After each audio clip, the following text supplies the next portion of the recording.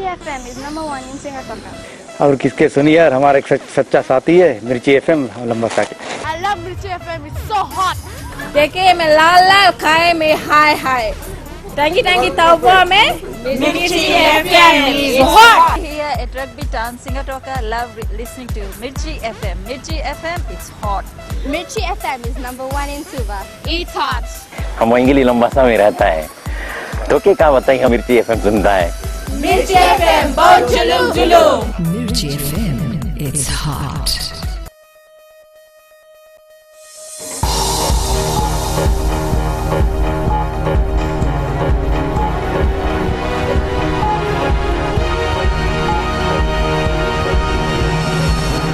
Tonight, 14,000 recruits for polling day. Motor Trader has its license cancelled by LTA. And CCF revises its constitution booklet.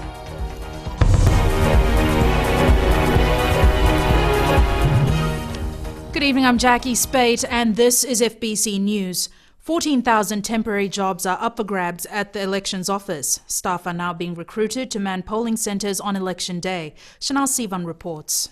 It's possibly the biggest recruitment drive in Fiji's history. 14,000 men and women manning polling centres all over Fiji. Election Supervisor Mohammed Sanim says Fijians can walk into designated elections office all over the country, register their interest and sit a short aptitude test. We are going to test a person's ability to assess and equate through certain small problems that we will put in the test. We will also be testing a person's ability to count and be able to understand the counting procedure and generally about the elections. Applications will then be vetted to pick the best candidates. With the right training, these recruits will be responsible for 4 general tasks at the polling centres. Trainings will be done at localities. We will advertise the areas where trainings will happen, but essentially we will be training people, training our polling day officials in packets of 25, and we will have approximately 700 training sessions all over the country. Presiding officers will be in charge of polling centres, while assistant presiding officers or queue controllers will be in charge of managing the flow and responding to questions. Polling day workers will be on a rotational basis, will issue ballots, ink voters and guard ballot boxes. Venue coordinators will guide voters in large polling centres. We are going to go to places such as KRC, Nambualu, Bua. We're going to other places all over the country because the idea is to source people from near the polling stations and train them. One of the benefits of this is that we will be using less and less civil servants, so it's not going to be a total government-run election. Every recruit will have to declare they're politically neutral, meaning they are not members of a political party, campaigning for a party or candidate, and they remain neutral while working for elections office. $5 million has been allocated for these recruits. Chanel Shivan, FBC News. The proposed Fiji First political party has today published the names of its members. 40,083 names have been published in the Fiji Sun. Election Supervisor Mohammed Sanim says the objection period for the proposed party begins today. The proposed party has also published its constitution. This now opens up for a 7-day objection period for any person who's interested to forward their objections to us, and following which we will then go through the natural justice process and progress towards the application. And in a statement this afternoon, the proposed leader Vorengen Bainimarama said many Fijians continue to send their names even after the proposed party's application was lodged. Among them are chiefs including the Tui Vunda Ratu e Paramata Vaingia, Tui Naviti Levu Ratu Melim Bolombolo and Tui Nandi Ratu Sailo Sindawai. The Land Transport Authority has cancelled the licence of Nativa Motors as an authorised motor vehicle dealer. The LTA made the decision following numerous complaints about unscrupulous dealings and the sale of defective vehicles. As such, Nativa Motors has been instructed to cease operation as an authorised motor vehicle dealer immediately and to surrender its 2 trade plates. The LTA says this should be a warning to all second-hand motor dealers to refrain from unethical and unscrupulous operations. The authority adds they are closely monitoring other dealers and some have been issued warnings. Nativa Motors, based in Samobula, Suva, refused to answer our questions. The Citizens Constitutional Forum is amending its 2013 constitutional booklet. However, there will be no new publications. Instead, the NGO will publish the changes on its website. Ellen Stahls reports. The changes come after the Attorney General Aya Said Qayyum raised concerns saying the booklet contains errors, misleading interpretations and omissions of some important details.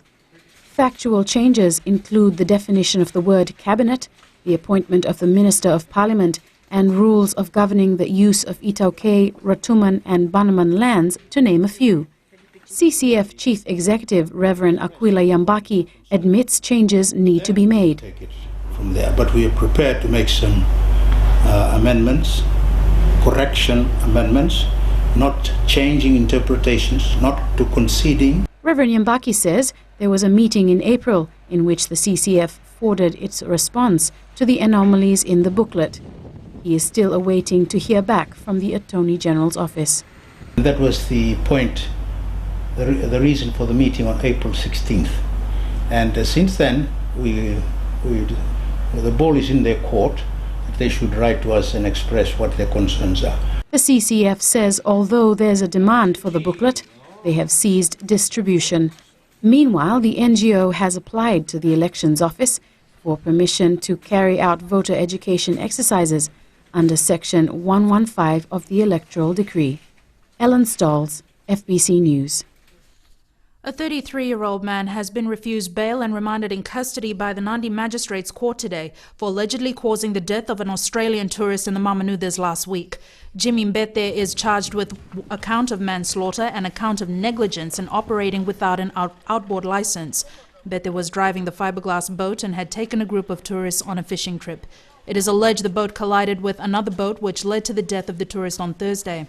His case has been transferred to the Lautoka High Court and he will appear on June 4th.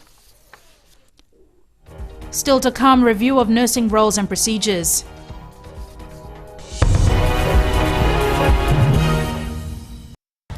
Today FM is #1 here in Singapore.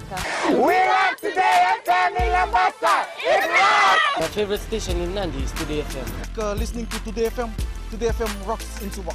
Lautoka City love today's kid music. I love Today FM because they play all my songs. We love Today FM at Vuniva Lambasa. Yeah, it rocks! I love Today FM because it rocks. Today's hit music on Today FM. Bulan 2 saya Tolu FM, number 2 Raki-Raki. Bula FM number 2 in Nosor. Go etawa ke bota kola sa Bula FM nga. Bula FM number 2 Korbu. Bula FM number 2 Sawa. Bula FM number 2 Lautoka. Bula. Number 2 Bula FM member. Bula FM number 2 NSR in Singapore. Total talitak na warong ng Bula FM Lautoka. Ali akar warong Bula FM number 2 NSR. Bula FM number 2 NSR.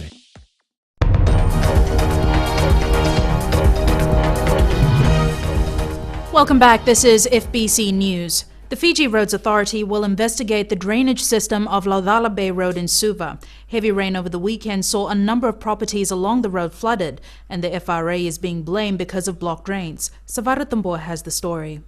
Poor drainage along this stretch of Laudala Bay has caused the flooding since for about 8 years. The Fiji Roads Authority Manager Maintenance, Dale Nicholas, says before they can solve the problem, the FRA needs to know who's in charge.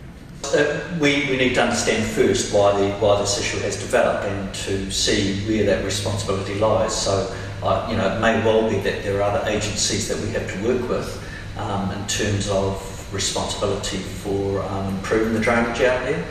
One of the residents who's had to bear with the flooding whenever there is heavy rain is hoping for a quick fix. I want them to just know it's been happening from 2006, If they want pictures and things like that, we are arranging to give it to them. And if they can do it ASAP. The FRA has assured proper drainage will be installed and not just in Laudala Bay. Not specifically to Laudala Bay, but obviously during heavy rain events we're made aware of flooding, across the whole of Fiji. Our contractors have been on site. We do have photographs of the flooding out there, so we do understand the issues that people may be concerned with. The Fiji Roads Authority has spent a little over $120 million for the upgrading of roads this year. The Silver City Council is also waiting for its own report before making any comment. Samira Tambua, FBC News. Consultations on the draft review of the scope of practice for nurses in Fiji are underway following review of recent consultations. The scope of practice is a proposed set of procedures, actions and processes for the nursing body. Shireen Lata reports. The scope of practice or the nurse practitioner program started in 1999. Based on the extensive training given to registered nurses and midwives over the years, there was a need to review the program. We got a consultant last year to develop that as a draft, and now we've got all the cadres of nurses, the nurse practitioners, the educationists, the registered nurses, registered midwives, and those that work in specialized areas to actually get this consultation done so that they can have their final input before we get a structured document. The document includes health assessments carried by registered nurses on individuals, families and communities. The review was important to manage, administer, supervise and evaluate healthcare services. On the way, there has been inclusive of various services that they are providing. So that has to be included in their scope of practice. The only way out to do that is actually review the entire existing scope of practice to be inclusive of all the other services that the nurse practitioners have been trained to do, and we would like them to be authorized. The consultations on the reviewed scope of practice will end this week before the document is submitted to the Cabinet for endorsement. Shireen Lata, FBC News. Prime Minister Vorenge Bainimarama is looking forward to strengthening relations with India following the country's general election. In a congratulatory message sent to newly elected Prime Minister Narendra Modi, Bainimarama says the elections are a model of the exceptional robustness of Indian democracy. He says Modi's election is a clear testimony of confidence and trust that the people of India have with the BJP. He adds Modi's democracy, the world's largest, stands witness to India's deep commitment to the secular values to which his government feels particularly attached. Bainimarama has extended a warm and cordial invitation to Modi to visit Fiji at a time of convenience to him. Big names from Fiji's bygone music era have confirmed they'll perform at the Bringing It All Back Home 2014 concert. Josephine Navula reports. The concert is to raise money for the St. Giles Hospital. Bands and singers who used to grace the stage of our local music scene will once again be jamming away for good cause. Some very big names are coming down from Sydney. You have the likes of George Knight again, one of the guys of the Kambani era, Ivei Matangali era, and also the era of Golden Dragon and Ulysses. George Knight is well known to the Fiji music scene, having performed around most of the clubs in Fiji way back in the 70s and 60s. Victor Rounds is another big name, and if you know Victor Rounds has performed with many of the stars in Australia and the world. The concert will feature local artists like Tom Maui, Wunde King Seru Serebi and Wunde Queen Laisa Bulokoro, and young musicians like the Nandori Twins, David Rounds, and many more. ABH 2014 sponsor and musician Ken Jensen says they will try and improve the performance from last year. This year, well, we're going to try to do it all over again and hope to improve on it, and of course introduce some of the younger talents also, and just to bring the production up a little bit more. Last year, the ABH was able to raise $10,300 for the St. Giles Hospital, and they wish to give back to the community this year. Josephine Navula, FBC News. Jamie joins you now with sports. Good evening. Coming up, World Athletics Body releases statement to Athletics Fiji and Fiji football under-19 side ready for OFC qualifiers. This and more after the break.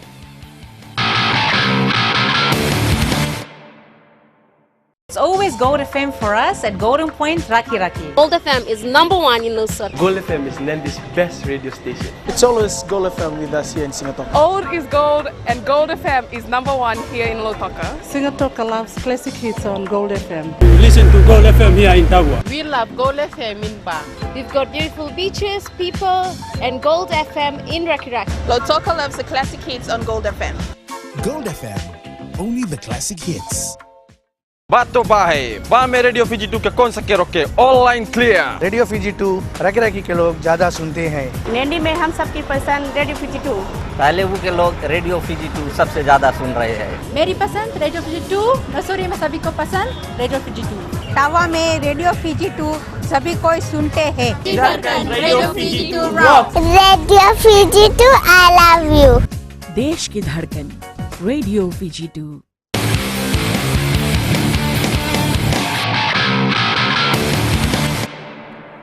Welcome back to FBC Sports. Athletics Fiji has finally received contact from the IAAF regarding the ongoing administrative saga, and it has come across as diplomatic in allowing one of the feuding parties to finish his term. The parent body has recognized the 2008 constitution and determined that Athletics Fiji must adhere to it. Elaine McDonald reports time will only tell how this story will end. 1995, I think. To keep from rustling any further feathers, the IAAF has allowed Albert Miller to continue his term as Athletics Fiji president until it ends in 2 weeks' time. Moving forward, the IAAF is believed to have proposed another annual general meeting in June, a suggestion that's been taken in its own stride by both parties. Basically, the challenge is to make sure that all we do at Fiji scrutinize and go through the proper screening system to make sure that Fiji scrutinize and go through the proper screening system to make sure that they all up to par with the requirements of the Constitution. They are interested and they basically go through the normal the channels of application and applying and scrutiny. How ludicrous would it be to now go back and have another AGM, whereupon, if the result is not to this group's liking, they would then again spit the dummy, lie on the track, kick up their feet and say that we're not having this, and continue to go on as normal. The last AGM, they agreed to. They said they were going to attend. They said they would abide by the results. They recanted and changed their minds. Many questions beckon upon all that has happened so far in the last 5 months. One of which is Athletics Fiji accounts not being audited since 2010. It has to be sorted out by Athletics Fiji themselves, and so that we can protect the athletes. Now, we do not want to see Fiji suspended by... Overall, one thing stands out from everything. Everyone wants Athletics Fiji to move forward. But how they do it, though, remains to be seen. Elaine McDonald, FBC Sports. The Vodafone Fiji Under-19 football side wants to be the first national side to feature in a FIFA World Cup tournament. And with the OFC qualifiers being the gateway to this goal, Coach Ravinesh Kumar is preparing his battalion as best possible. Tsale Ndadakadaka has more.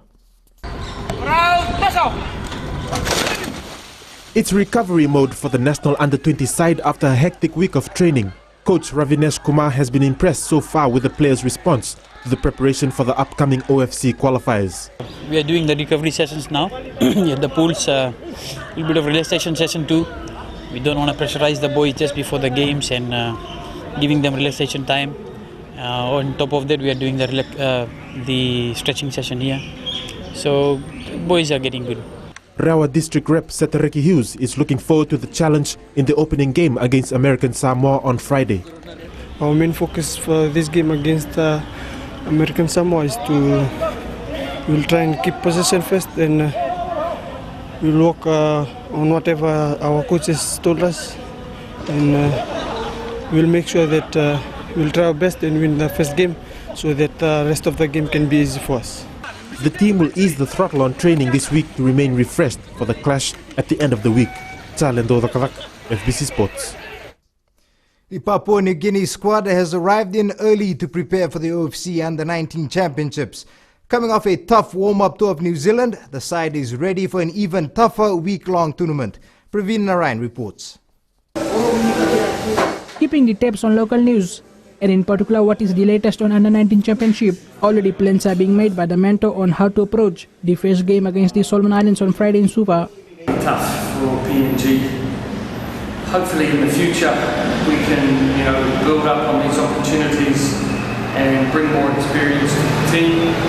so that then they can go to the islands and get some results.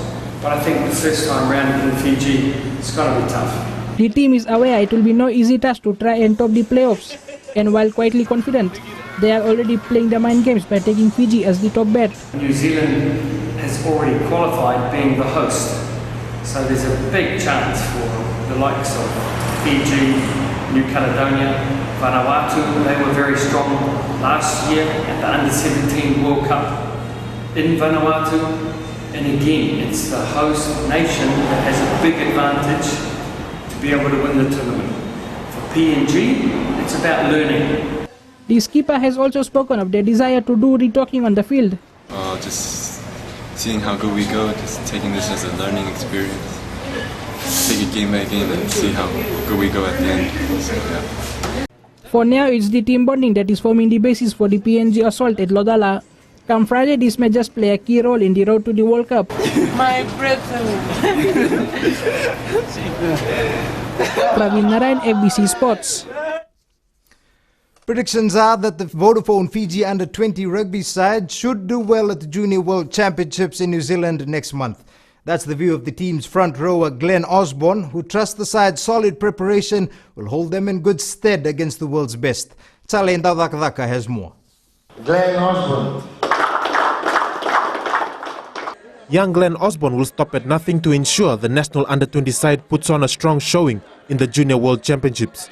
The younger brother of Highlanders winger Patrick Osborne, Glenn is looking to emulate his brother's success in the game and lift the team to a strong finish. Just expecting tough competition, but should be okay. The training that we've been through is very intense, so should be okay for the JWC. Playing in the hooker's role, the younger Osborne is expecting a tough outing in the pool stages against Wales, France and Ireland. Yeah, they're pretty big. We've been looking at their profiles and all, so should be tough, very tough competition. He is determined to see Fiji reach or even better its best ever finish in the JWC of 6th place in 2011. That squad featured big names like current Rugby League star Semi Randrandra and former National Sevens rep Alipati Reitini. And now it's Glenn's turn to make a mark. Tsale Ndavakadaka, FBC Sports. That was your sports for tonight. It's back to Jackie now with business.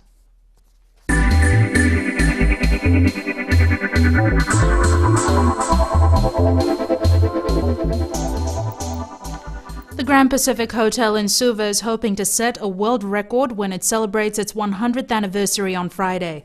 The hotel is planning to bake the world's largest Swiss roll and treat guests to coffee and cake during an open house.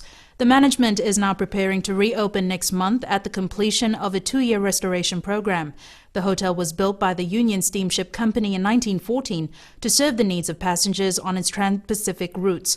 Its design was to make the passengers feel they had never gone ashore. The hotel has been closed since 1992.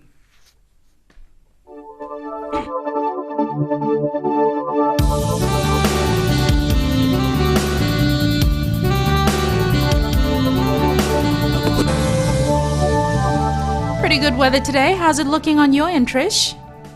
Yes, Jackie, that trough of low pressure that lingered over us all weekend has finally left, and hence we have improved conditions in most places, much nicer today than yesterday. Looking at today's map, Suva and Lambasa were cloudy in the morning as usual, then cleared later in the afternoon. Savu had showers in the morning, but was fine later in the day. Today's temperatures, the lowest was Savu on 27, Suva and Nadi on 28, 29 was Lotoka, whereas Ba on 30 and the highest Lambasa 31. Tomorrow's forecast, Nadi, Lotoka, Ba, Savu and Lambasa will have fine weather all throughout the day, while Suva will have a few clouds in the morning but will clear later. The further outlook, southerly winds 10 to 15 knots, moderate seas with moderate southerly swells. Now this beautiful picture of Buddha Bay at the eastern tip of Vanuatu, a place where you would love to relax and unwind. Sent in by Ratnesh. Thanks so much for that, Trish. The headlines once again, 14,000 recruits for polling day. Motor Trader has its license cancelled by LTA, and CCF revises its constitutional booklet. Results from last week's poll question, we had asked, should there be an age limit on public service vehicles? 77% answered yes. This week's question, we're asking, should tollways be introduced on the roads? Visit our FBC website to take part. Remember, you can send us newsworthy pictures and videos on email citizenseyes@fbc.com.fj or share it with us via Facebook page FBC News. And if you're on Twitter, follow and tweet us your news tips at FBC News or simply hashtag FBC News. That's FBC News tonight. We'll be back tomorrow evening. Until then, from the team and I, good evening.